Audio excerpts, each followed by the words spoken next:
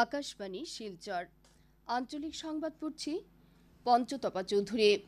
আজকের বিশেষ খবর হলো ৬৫ কোটি নাগরিকের ভোটদানে চলতি বছরের সাধারণ নির্বাচন বিশ্বের সর্ববৃহৎ নির্বাচন হিসেবে পরিগণিত হয়েছে বলে প্রধানমন্ত্রী নরেন্দ্র মোদীর আকাশবাণীর মন কি বাত অনুষ্ঠানে মত প্রকাশ। আগামীকাল থেকে বলবৎ হওয়া নতুন ফৌজদারি আইন ৩টি সফলভাবে প্রবর্তনের জন্য রাজ্য সরকারের গৃহ ও রাজনৈতিক বিভাগের মুখ্য সচিবের নেতৃত্বে একটি রাজ্য পর্যায়ের কর্ণধার সমিতি গঠন। সরকারি চিকিৎসককে কর্তব্যের সময়কালে ব্যক্তিগত চিকিৎসালয়ে চিকিৎসা না করতে রাজ্যের স্বাস্থ্য বিভাগের নির্দেশ এবং করিমগঞ্জ জেলার ৪১তম প্রতিষ্ঠা দিবস উদযাপন উপলক্ষে আগামীকাল বিভিন্ন কার্যসূচি গ্রহণ। এবারে বিস্তারিত খবর। লোকসভা নির্বাচনে দেশের সংবিধান ও গণতান্ত্রিক ব্যবস্থার প্রতি পুনরায় আস্থা প্রকাশ করার জন্য প্রধানমন্ত্রী নরেন্দ্র মোদী জনসাধারণকে ধন্যবাদ জানিয়েছেন। আকাশবাণীর মন কি বাত অনুষ্ঠানের মাধ্যমে আজ দেশের উদ্দেশ্যে শ্রী মোদী বলেন যে চলতি বছরের সাধারণ নির্বাচন বিশ্বের সর্ববৃহৎ নির্বাচন হিসেবে পরিগণিত হয়েছে এবং এবারের লোকসভা নির্বাচনে ৬৫ কোটি লোক গণতান্ত্রিক অধিকার সাব্যস্ত করেছেন। বিশ্বের অন্য কোনো দেশে কখনো এত সংখ্যক লোক গণতান্ত্রিক অধিকার সাব্যস্ত করেননি বলে প্রধানমন্ত্রী মন্তব্য করেছেন। শ্রী মোদী নির্বাচন কমিশন ও নির্বাচনী প্রক্রিয়ার সঙ্গে জড়িত সকলকে অভিনন্দন জানিয়েছেন। প্রধানমন্ত্রী বলেছেন যে ৩০শে জুন একটি গুরুত্বপূর্ণ দিন। এই দিনটিতে হুল দিবস পালন করা হয়। তিনি আরও বলেন যে এই দিনটি ব্রিটিশ শাসকদের আতিশয্যের বিরোধিতা করা সিদ্ধ ও কানহুর অদম্য সাহসের সঙ্গে জড়িত। বীর সিদ্ধ ও কানহু ১৮৫৫ সালে এই সংগ্রামে অদম্য সাহস প্রদর্শন করে শহীদ হয়েছিলেন বলে প্রধানমন্ত্রী উল্লেখ করেন। এবার বিশ্ব পরিবেশ দিবস উপলক্ষে আরম্ভ করা এক পেড় মা কে নাম নামের বিশেষ অভিযানের কথা উল্লেখ করে শ্রী মোদী সমগ্র বিশ্বের জনসাধারণকে মায়ের সঙ্গে একটি গাছের চারা রোপণ করতে অথবা একটি চারা মায়ের নামে উৎসর্গ করতে আহ্বান জানিয়েছেন। শ্রী মোদী বলেন যে ভারতে গত দশকে বনভূমির অভূতপূর্ব সম্প্রসারণ পরিলক্ষিত হচ্ছে। তিনি বলেন অমৃত মহোৎসবের সময় সমগ্র দেশে ৬০,০০০-এরও বেশি অমৃত সরোবর বিকশিত করে তোলা হয়েছে। বর্ষা ঋতু সম্পর্কে মত প্রকাশ করে শ্রী মোদী কেরালায় নির্মাণ করা কার্থুম্বি নামের এক বিশেষ ছাতার কথা উল্লেখ করেন। প্রধানমন্ত্রী এই রং বেরঙের ছাতা তৈরি করার জন্য কেরালার জনজাতীয় মহিলাদের প্রশংসা করেন ও বিশ্বের বিভিন্ন প্রান্তে এই ছাতার বর্ধিত চাহিদাকে নিয়ে সন্তোষ প্রকাশ করেন। তিনি বলেন যে মহিলাদের নেতৃত্বে জনজাতীয় সম্প্রদায় উদ্যমশীলতার অপূর্ব নিদর্শন দেখাচ্ছেন। ভোকেল ফর লোকেল অর্থাৎ স্থানীয় সামগ্রীতে গুরুত্ব প্রদান করে থাকা এর থেকে ভালো উদাহরণ আর হতে পারে না বলে প্রধানমন্ত্রী উল্লেখ করেন।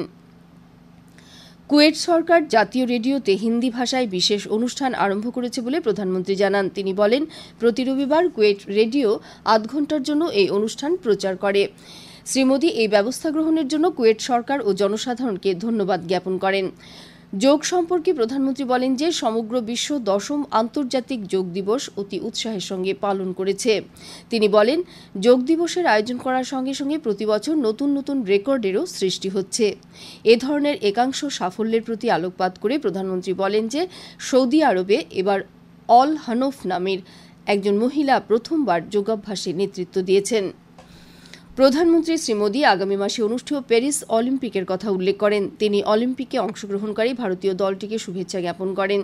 প্রধানমন্ত্রী শ্রী মোদী ওই প্যারিস অলিম্পিকে খেলোয়াড়রা ভালো প্রদর্শন করবেন বলে মত প্রকাশ করেন। শ্রী মোদী বলেন যে সমগ্র দেশ খেলোয়াড়রা পদক অর্জন করে ঘরে ফিরে আসবে বলে আশা করছে। তিনি জনসাধারণকে চিয়ার ফর ভারতে ভারতীয় দলটিকে উৎসাহ দিতে আহ্বান জানান। প্রধানমন্ত্রী আকাশবাণীর সংস্কৃত বুলেটিন সম্প্রচারের আজ ৫০ বছর পূর্ণ হওয়ার জন্য আকাশবাণী পরিবারকে শুভেচ্ছা জ্ঞাপন করেছেন। তিনি বলেন যে বিগত ৫০ বছরে এই বুলেটিন বহু সংখ্যক লোককে সংস্কৃতির সঙ্গে সম্পৃক্ত করে রেখেছে।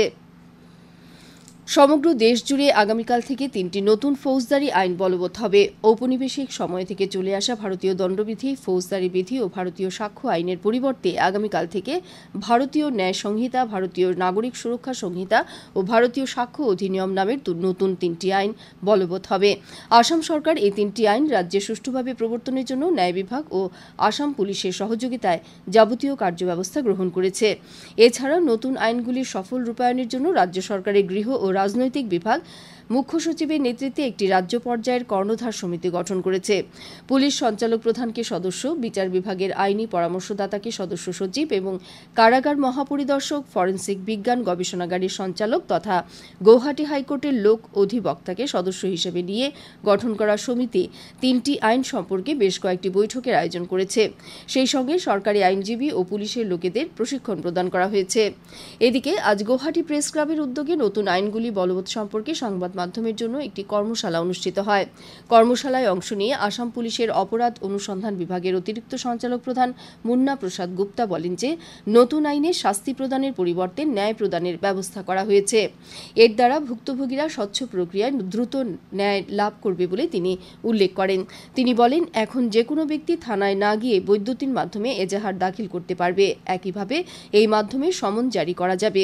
এছাড়াও নতুন আইনে সাক্ষীদের সুরক্ষায় অধিক গুরুত্ব দেওয়া হয়েছে বলে তিনি উল্লেখ করেন। আকাশবাণী শিলচর কেন্দ্রের আঞ্চলিক সংবাদ এখন থেকে আমাদের ইউটিউব চ্যানেল AIR নিউজ শিলচরের মাধ্যমেও শোনা যাচ্ছে। এছাড়া আমাদের Facebook page all India radio news শিলচরের মাধ্যমেও এই সংবাদ শোনা যাবে। খবর শুনছেন আকাশবাণী শিলচর কেন্দ্র থেকে। সরকারি চিকিৎসককে কর্তব্যের সময়কালে ব্যক্তিগত চিকিৎসালয়ে চিকিৎসা প্রদান না করতে রাজ্যের স্বাস্থ্য বিভাগ নির্দেশ জারি করেছে। মুখ্যমন্ত্রী ড হিমন্ত বিশ্ব শর্মার নির্দেশের পর স্বাস্থ্য, শিক্ষা ও গবেষণা বিভাগের আয়ুক্ত সচিব সিদ্ধার্থ সিং এ সম্পর্কে স্বাস্থ্য ও পরিবার কল্যাণ বিভাগের আয়ুক্ত সচিবকে একটি পত্র প্রেরণ করেছেন। এই পত্রের মাধ্যমে চিকিৎসা মহাবিদ্যালয়ের অধ্যাপক সহ সরকারি চিকিৎসককে ব্যক্তিগত চিকিৎসা সেবায় যাতে জড়িত না থাকেন তা নিশ্চিত করতে সব ব্যক্তিগত খণ্ড চিকিৎসালয়কে স্বাস্থ্যসেবা সঞ্চালকালয়ের মাধ্যমে নির্দেশ দিতে অনুরোধ জানানো হয়েছে।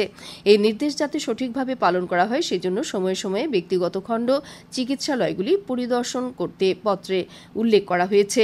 উল্লেখ্য, গত 27 জুন মুখ্যমন্ত্রী বরপেটার ফখরুদ্দিন আলী আহমেদ চিকিৎসা মহাবিদ্যালয় হাসপাতাল পরিদর্শন করে কর্তব্যের সময় চিকিৎসকরা যাতে কোনো ব্যক্তিগত চিকিৎসালয়ে ব্যস্ত না থাকেন সেজন্য ব্যবস্থা গ্রহণ করার নির্দেশ দিয়েছিলেন। এই নির্দেশের পর সমগ্র বিষয়টি নিয়ে স্বাস্থ্য, শিক্ষা ও গবেষণা বিভাগ স্বাস্থ্য ও পরিবার কল্যাণ বিভাগকে পত্র প্রেরণ করে। চা পাতার গুণগত মান পরীক্ষা করার লক্ষ্যে শিল্প, বাণিজ্য ও সরকারি প্রতিষ্ঠান বিভাগের মন্ত্রী বিমল বরা আজ তিনসুকিয়া জেলায় ভ্রাম্যমাণ পরীক্ষণ বাহনের উদ্বোধন করেন। বাহন উদ্বোধন করার পর তিনি জেলা প্রশাসন ও ক্ষুদ্র চা চাষিদের সঙ্গে বৈঠকে মিলিত হন। শীঘ্র কাঁচা চা পাতার গুণগত মান পরীক্ষণ সম্পর্কে রাজ্য সরকার নির্দেশ প্রকাশ করবে বলে তিনি উল্লেখ করেন। উল্লেখ্য, কৃষি বিভাগ থেকে সূত্রে জানানো হয়েছে যে ভ্রাম্যমাণ পরীক্ষণ বাহন কৃষককে বেশ কিছু দিক থেকে লাভান্বিত করবে। করিমগঞ্জ জেলার 41তম প্রতিষ্ঠা দিবস আগামীকাল বিভিন্ন কার্যসূচির মাধ্যমে উদযাপন করা হবে। কার্যসূচির মধ্যে রয়েছে সকাল 7টায় করিমগঞ্জ শহরের জেলা তথ্য ও জনসংযোগ কার্যালয়ে স্থায়ী মাইক যুগে দেশাত্মবোধক সঙ্গীত পরিবেশন, সকাল 8টায় করিমগঞ্জ পৌরসভার ব্যবস্থাপনায় শহরের মনীষীদের মর্মর মূর্তিতে এবং ডাকবাংলো প্রাঙ্গণের শহীদ বেদিতে পুষ্পার্ঘ্য অর্পণ, সকাল 10টায় জেলা স্বাস্থ্য যুগ্ম সঞ্চালকের ব্যবস্থাপনায় রক্তদান শিবির ইত্যাদি। এছাড়া বেলা 1:30টায় জেলা আয়ুক্তের কার্যালয় সভাকক্ষে ভারতীয় ন্যায় সংহিতা আইন নিয়ে সচেতনতা, বেলা 2টায় ওই একই স্থানে district hub for empowerment of women mission শক্তির অধীনে সংকল্প কার্যসূচির 100 দিবসীয় কার্যসূচি সম্পর্কে বিশেষ সচেতনতা অনুষ্ঠান। বিকেল 5টায় জেলা আয়ুক্তের কার্যালয়ের সভাকক্ষে আনুষ্ঠানিকভাবে 1 দিবসীয় জেলা দিবস উদযাপনের সমাপ্তি হবে। করিমগঞ্জের জেলা আয়ুক্ত জেলার সব বিভাগীয় প্রধানদের তাদের নিজ নিজ কার্যালয়ে এই দিবস উদযাপন করতে এবং জেলা স্তরের কার্যসূচিতে অংশগ্রহণ করার আহ্বান জানিয়েছেন। যাত্রীদের সুবিধার্থে ট্রেন চলাচলের উন্নয়নমূলক কাজের জন্য ট্রেন বাতিল, পথ পরিবর্তন ও সময় পুনর্নির্ধারণ করা হয়েছে বলে উত্তর পূর্ব রেলের মুখ্য জনসংযোগ আধিকারিক এক বিজ্ঞপ্তিতে জানিয়েছেন। সে অনুযায়ী আগামী 4 জুলাই যাত্রা করা শিলচর তিরুবনন্তপুরম সেন্ট্রাল এক্সপ্রেস, আগামীকাল যাত্রা করা গুয়াহাটি SMVT বেঙ্গালুরু এক্সপ্রেস এবং 2রা জুলাই রওনা দেওয়ার জন্য নির্ধারিত ট্রেন শিলচর কোয়েম্বাটোর এক্সপ্রেস আসানসোল, আদ্রা, মেদিনীপুর, হিজলি, ভদ্রক হয়ে পথ পরিবর্তন করে চলাচল করবে বলে বিজ্ঞপ্তিতে উল্লেখ করা হয়েছে। করিমগঞ্জের জেলা ক্রীড়া আধিকারিক এক বিজ্ঞপ্তিতে জেলার স্থায়ী বাসিন্দা ক্রীড়া ব্যক্তিত্ব যারা Olympic games, Commonwealth games, Olympic অনুমোদিত ক্রীড়াক্ষেত্রে বিশ্ব চ্যাম্পিয়ন ও জাতীয় ক্রীড়ায় মেডেল বিজয়ী তাদের এককালীন ও নিয়মিত ক্রীড়া পেনশন প্রদানের জন্য দরখাস্ত আহ্বান করেছেন। ক্রীড়া আধিকারিকের পক্ষ থেকে জানানো হয়েছে যে যারা ইতিমধ্যে 2021-22, 2022-23 এবং 2023-24 সালে ক্রীড়া পেনশনের জন্য নির্বাচিত হয়েছেন তাদের আবেদন করতে হবে না। আগামী 10 জুলাইয়ের মধ্যে জেলা ক্রীড়া আধিকারিকের কার্যালয়ে দরখাস্ত জমা দিতে হবে। বিস্তারিত বিবরণ জেলা ক্রীড়া আধিকারিকের কার্যালয়ে পাওয়া যাবে। শেষ করার আগে বিশেষ খবর আবার পড়ছি। ৬৫ কোটি নাগরিকের ভোটদানে চলতি বছরের সাধারণ নির্বাচন বিশ্বের সর্ববৃহৎ নির্বাচন হিসেবে পরিগণিত হয়েছে বলে প্রধানমন্ত্রী নরেন্দ্র মোদীর আকাশবাণীর মন কি বাত অনুষ্ঠানে মত প্রকাশ। আগামীকাল থেকে বলবৎ হওয়া নতুন ফৌজদারি আইন ৩টি সফলভাবে প্রবর্তনের জন্য রাজ্য সরকারের গৃহ ও রাজনৈতিক বিভাগের মুখ্য সচিবের নেতৃত্বে একটি রাজ্য পর্যায়ের কর্ণধার সমিতি গঠন, সরকারি চিকিৎসকের কর্তব্যের সময়কালে ব্যক্তিগত চিকিৎসালয়ে চিকিৎসা না করতে রাজ্যের স্বাস্থ্য বিভাগের নির্দেশ এবং করিমগঞ্জ জেলার ৪১তম প্রতিষ্ঠা দিবস উদযাপন উপলক্ষে আগামীকাল বিভিন্ন কার্যসূচি গ্রহণ। আঞ্চলিক সংবাদ শেষ হল। পরবর্তী সংবাদ আগামীকাল সকাল ৭টা বেজে ৩৫ মিনিটে।